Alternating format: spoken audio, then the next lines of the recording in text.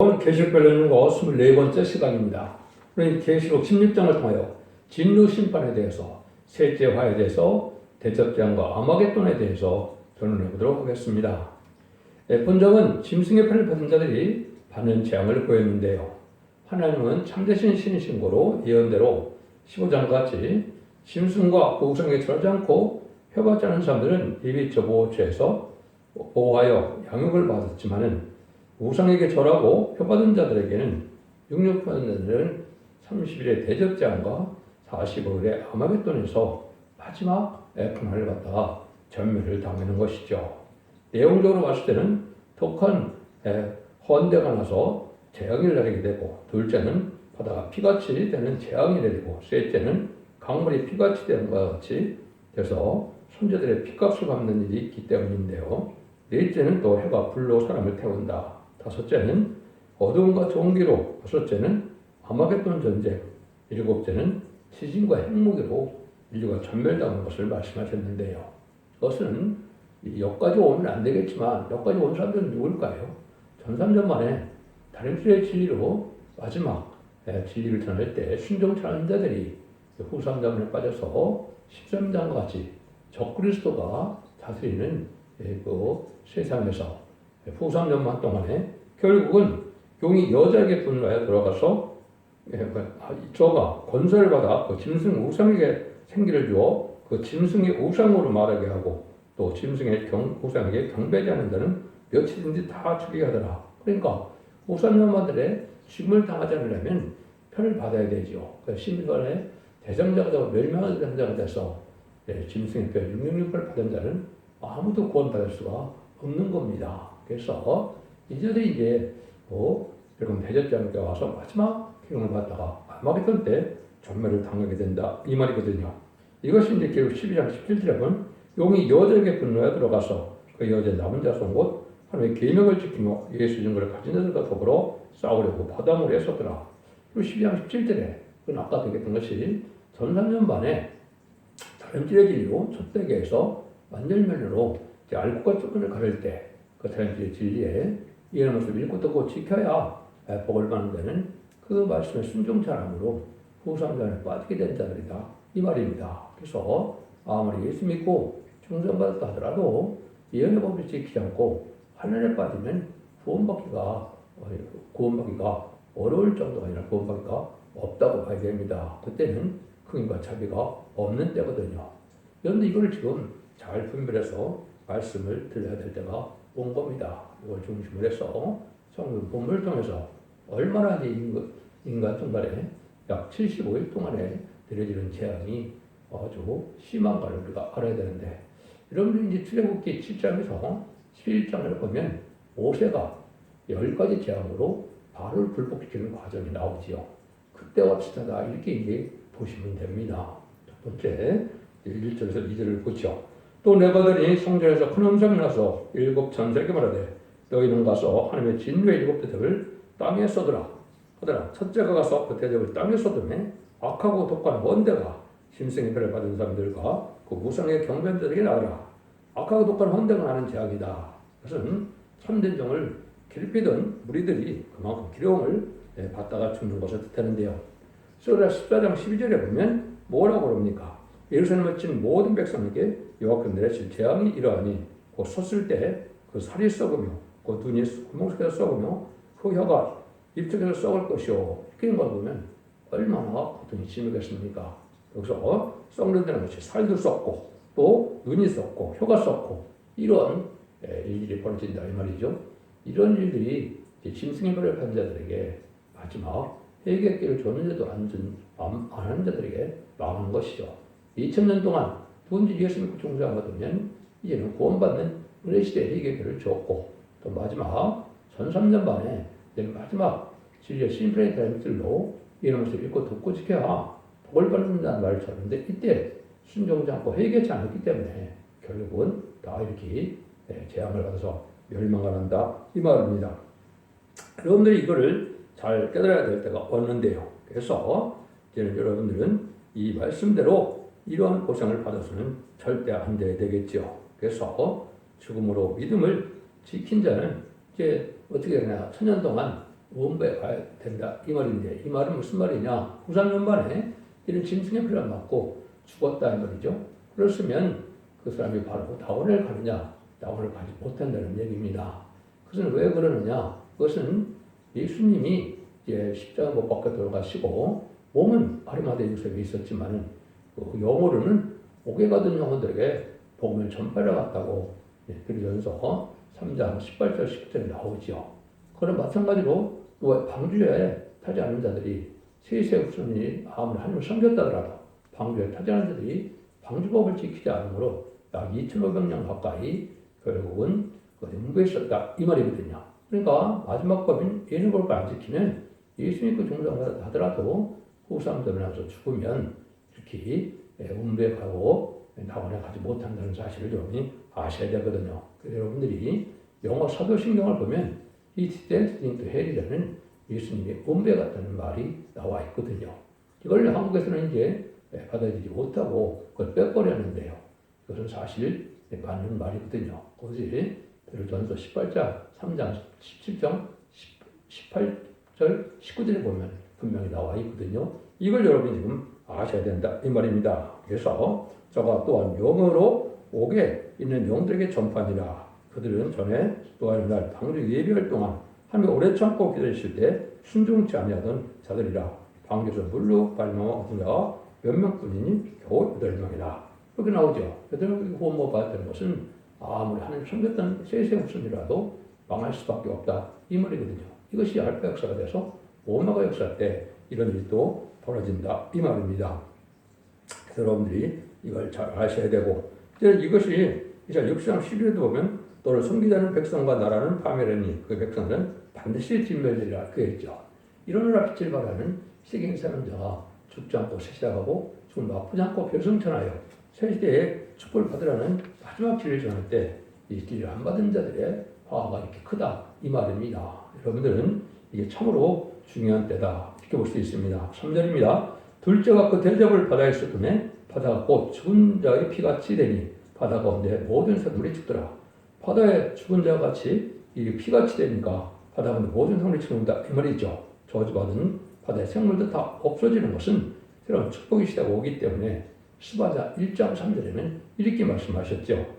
내가 사람과 짐승을 진멸하고 공중의 새와 바다의 고기와 거치가는 것과 악인들을 아울러 진멸할 것이라. 내가 사람을 치면서 멸절하라. 여호와의 말이라. 스바자 1장 3절 이렇게 되어 있거든요. 그래서 이것은 아담과 하와가 죄를 지음으로 예전에 축복받았던 모든 만물이 저주를 받게 됐죠. 저주받아서 이렇게 악한 것들은 모든 것이 동식물이 다 죽는다 이 말입니다. 그래서 하나님이 재창조하여 에덴don의 회복을 이루는 거기 때문에 여러분들이 이렇게 마지막 심판 때는 아주 전멸당한다. 여기는 멸절이라는 말을 썼죠. 진멸과 멸절 한 명도 살아남지 못한다 이 말이거든요. 이것이 하나님의 심판의 방법이다. 4절에서 7절입니다. 셋째가 그 대접을 강과 물분을 했어도 피가 되더라. 내가 들으니 불을 차지한 천사가 가로되 전에도 계셨고 시방도 계신 거룩하신 이여 이렇게 심판하시니 의로우시도다. 저희가 성도들과 손자들 피를 흘렸으므로 저희로 피를 마시게 하는 것이 합당한 일이다 하더라. 또 내가 들으니 제단이 말하기를 거라하다. 주 하나님이 곧 전능하시니요 심판하신 것이 참되고 의로우시다 하더라.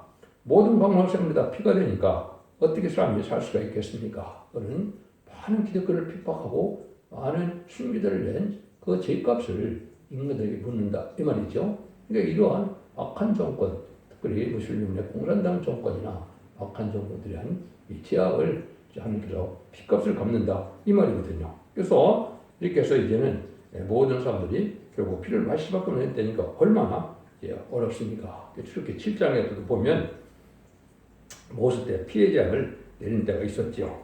7장 20절 21절에 보면 모세와 아론이 여호와의 명하신 대로 바로와 그 신하의 복전에서 지팡이를 들어 하수를 치니 그 물이 다 피로 변하고 하수가 죽고 그 물에서 악취가 나니 애굽 사람들이 하수를 마지 못하여 애굽 온 땅에 피가 있으나 이런 얘기를 했죠. 이렇게 해서 이제 하는 것은 바로 하나님이 다니엘 7장 10절에 모든 성도들을 위하여 신원하셨고 때가 이름에 성도가 나를 얻었더라. 성도들이 신원을 냈다. 원수를 갚아줬다는 거죠. 맞아. 순교자들의 원수를 갚는 일이기 때문에 하나님이 이러한 재앙을 내린다. 이 말입니다. 그래서 이러할 때 하나님은 이제 복받지 못할 자들은 이렇게 너무나 철저하게 아주 하나님이 진노하셔서 원수를 다 갚아준다. 이 말이거든요. 8절 그럽니다. 넷째가 그 대접을 해에 쏟음에 해가 권세를 받아 불로 사람을 태우니 사람들이 크게 태움에 태워진지라. 이 재앙들을 행하는 권세를 갖추신 하나님의 이름을 회방하며 또 회개의 영광을 주께 돌리지 아니하더라. 해로 뜨겁게 돼서 사람을 태운다. 그들은 회개할 줄 모르고 하나님을 회방하고 악을 바라다가 결국 망한다 이 말이죠. 이것도 이제 새로운 시대가 올 것을 말씀하신 것이고 이때 그러니까 북구가 능력이 다 높겠죠. 그래서 이 시대는 이제 사기질이 있는 것이 아니고 아모스로 9장에 보면 사시장춘 늘 씨를 뿌리고 늘 열매를 거둘 수 있는 이러한 봄과 가을과 같은 그런 계절이 된다. 그래서 사시장춘의 계절이 온다. 이렇게 이제 되어 있죠.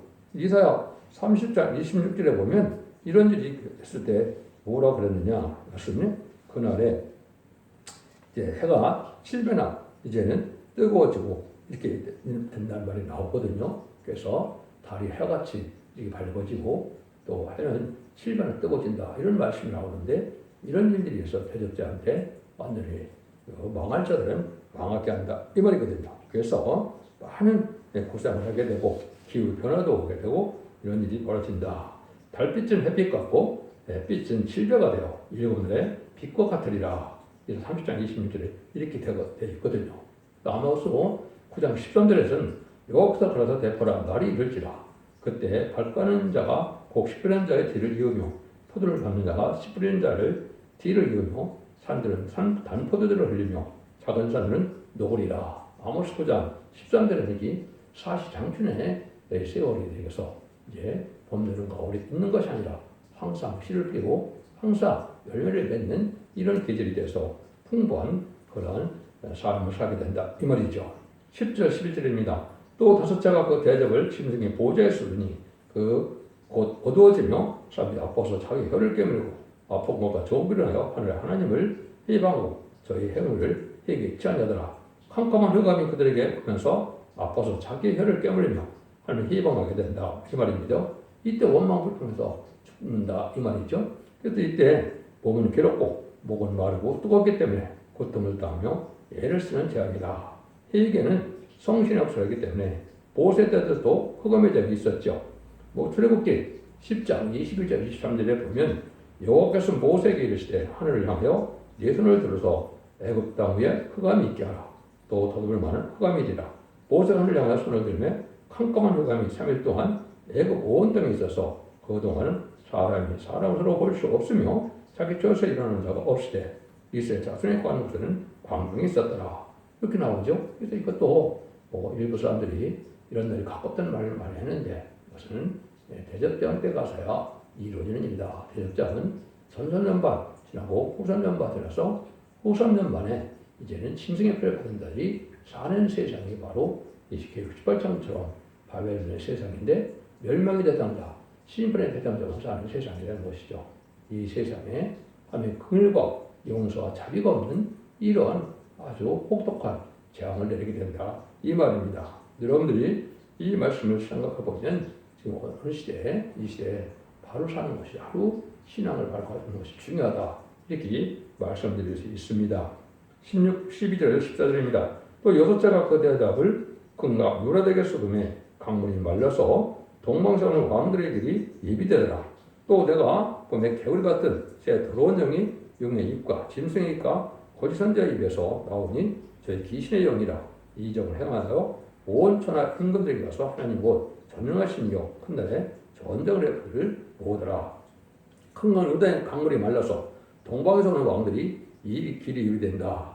모든 명망을 받은 악한 자들이 더러운 귀신의 격동을 받아서 상수를 보이게 해야 된다. 그래서 정말 사람들에게 다 이렇게 이제는 다 모였을 때 이때 시장 가운데 많은 예수님과 병마탄 자 14만 4천 명이 이때 이제 암막기돈을 해로 걸리 모이게 된다. 이 말입니다. 이런 일들이 예비되는 때가 온다. 그래서 대접장 때 이런 일이 온다. 이 말이거든요.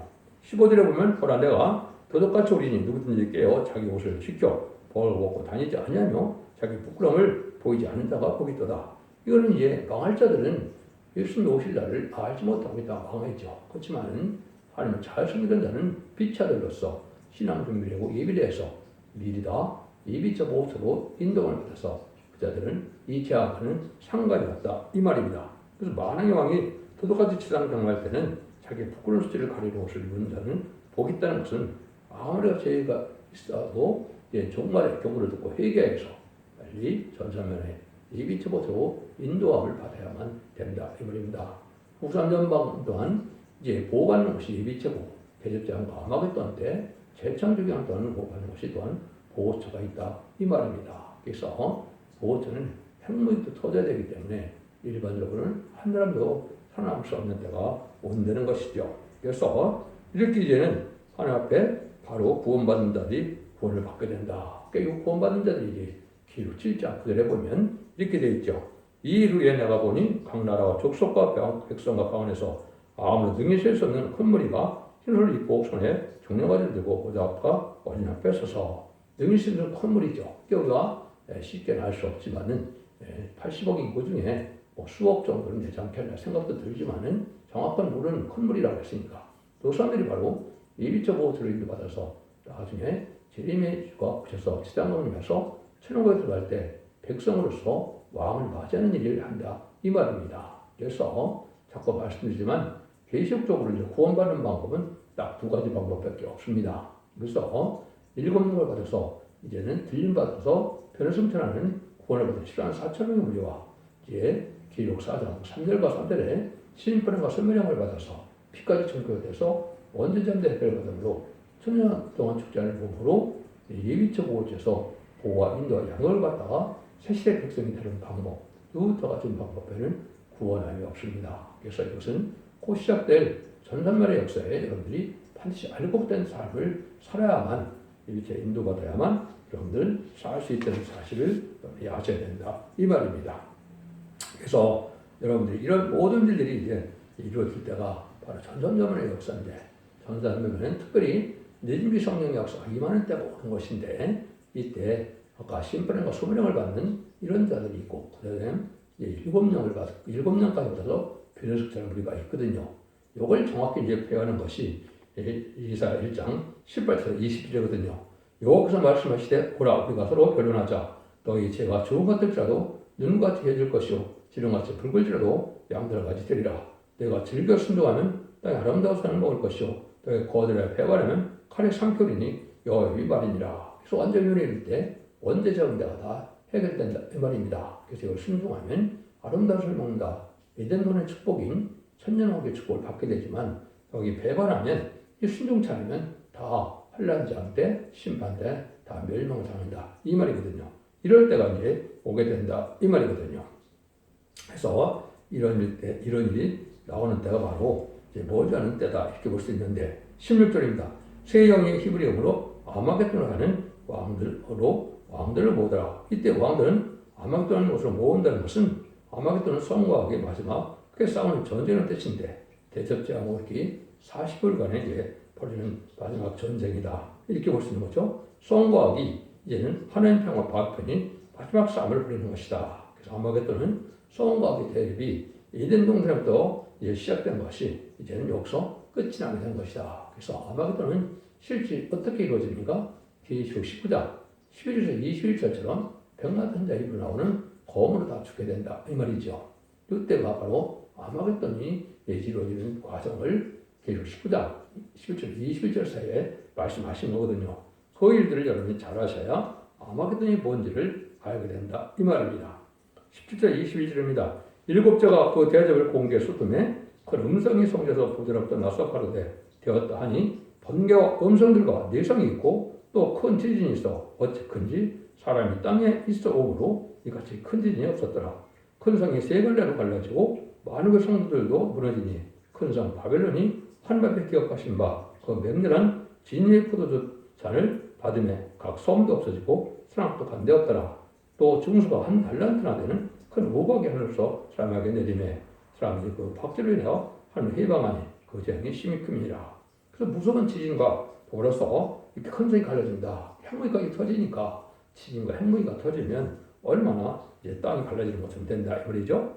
모든 지구상의 인간들이 전면을 닿는 시기가 바로 이때다. 그래서 이걸 여러분이 잘 아셔야 된다 이 말입니다. 그래서 바벨론이 1시간에 멸망한다는 것이 18장의 내용이죠. 이때 이렇게 해당되는 거죠. 이때 이제 핵무기를 통해서 1시간에 다 망한다 이 말이거든요. 그러면 여기 세 갈래로 갈라진다. 어떻게 갈라지겠습니까? 아까 종족 백성이 예비처에 있다 보호처로 간 그런 종족 백성의 보호처가 있고 또 친순군대와 우두머리는 거짓 선지자가 이제는 지하와 도시에 장막궁전이라고 표현되어 있죠. 이사 11장에 보면 장막궁전이라고 되어 있는데 거기가 숨었다가 결국은 뭐 언제까지 지하에 숨어서 살 수 있습니까? 다 전멸을 당하는 것이다 이 말이죠.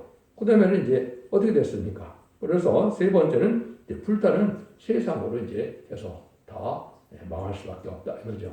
불타는 자들이 먼저 불타긴 하겠지만은 지하 도시로 갔다서 살아남을 수는 없는 것이죠. 그래서 그런 일들과 이 위치에서 보호수로 인도받은 자만 살아남게 되는 것이 하나님의 섭리인데 이거는 전선전만에 여러분들이 진리의 잘필 말씀에 순종하여만 거기로 인도받을 수 있다 이 말입니다. 그래서 천지 개벽과 같은 이런 세상이 오게 되어 있다 이 말입니다. 그래서 여러분들이 이걸 잘 기억하셔야 될 필요가 있고 핵무기가 터진다는 말은 핵무기라는 말은 안 썼지만 근데 이런 말씀이 있습니다. 이사 30장 11절에서 12절에 보면 너희가 결로 잉태하고 집을 해산할 것이며 너희 호흡은 불이 되어 너희 삼킬 것이며 미진들은 불 굽는 햇들을 받겠고 배에서 오래 사는 가시나무 같으리로다. 이건 분명히 미진들 불에 굽는 햇들 같다. 결국은 핵무기가 안 밀리는 일이 벌어질 수가 없죠. 그 다음에 에스겔서 9장 1절 2절 보면 살육하는 기계를 가지고 5사람이 나타나죠. 이거는 5대 강국이 살육하는 기계인데 이것은 핵무기를 갖고 나고를 낼 것이고 유엔 안전보장 이사에 미용 불수 등 5나라가 핵무기 대부분을 갖고 있죠. 이것 자체가 예비된 것이 인간 종말이고 이것이 또 마지막 때 이 핵무기가 쓰임을 받게 된다 이 말입니다. 그 다음에는 이제 13장 5절에도 보면 우리가 먼 나라에서 하늘가에서 왔으며 여호와가 그 진노의 병으로 온 땅을 멸하함이니라.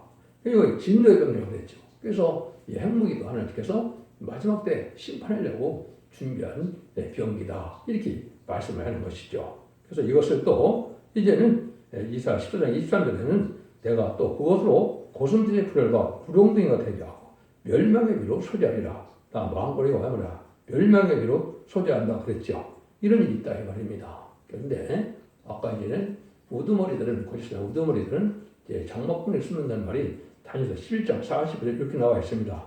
그 장막궁들을 바다와 열어놓고 골간산에 베풀 것이나 그의 끝이 이르니 도와줄 자가 없으리라. 그는 아마겟돈 때 마지막으로 자기들만 살려고 지하 도시로 숨었다. 그러는 핵무기를 터지는 일이 벌어지지만은 거기서 계속 살 수는 없을 거 아닙니까? 그래서 도와줄 자가 없이 결국은 다 전멸을 당하고 만드는 것이죠. 이런 일들이 여러분이 잘 아셔야 된다 이 말입니다. 이 일이 있고 난 다음에는 이제는 2300조까지 기다려야 여기 보면 다니엘서 8장 14절에 보면 그게 나오죠. 그 성소가 정결함을 얻게 되리라 이런 얘기를 했죠.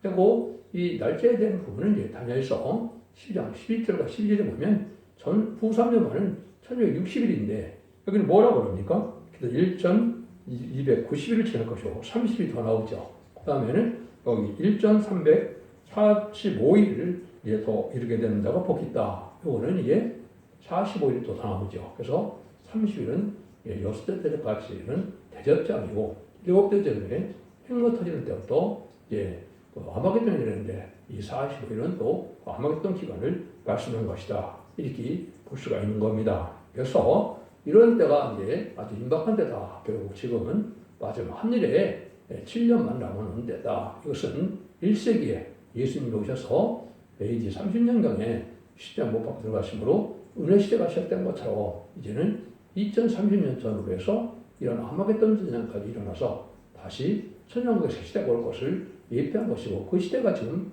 도래한 때다. 그래서 도래한 때다. 그래서 이것은 전선면의 날짜를 모르지만은 그 날이 임박한 때 우리가 살고 있다. 여러분들은 이 진을 잘 분별하셔서 기독교 2000년의 역사가 예수 믿고 죽는다고 해서 죽어서 나고가는 영원 시대로 끝나는 것이 아니고 제레미야 때는 예언의 말씀을 읽고 듣고 뛰어서 원대자들의 해결받고 믿음의 성령을 받아서 죽지 않고 세세하고 죽음을 맛보지 않고 별성찮아요. 남은 백성이 세계에 꿀리는 것이 이 시대의 마지막 큰 구원의 복이다. 이 말씀을 잘 여러분이 새겨드시어서 이 시대에 살과 방주, 은혜 방주, 구원의 방주인 첫대 기변을 들고 작은 만대에 꿀리는 복된 종들과 성도님들이 다 되시기를 예수님으로 간절히 축원드립니다. 아멘.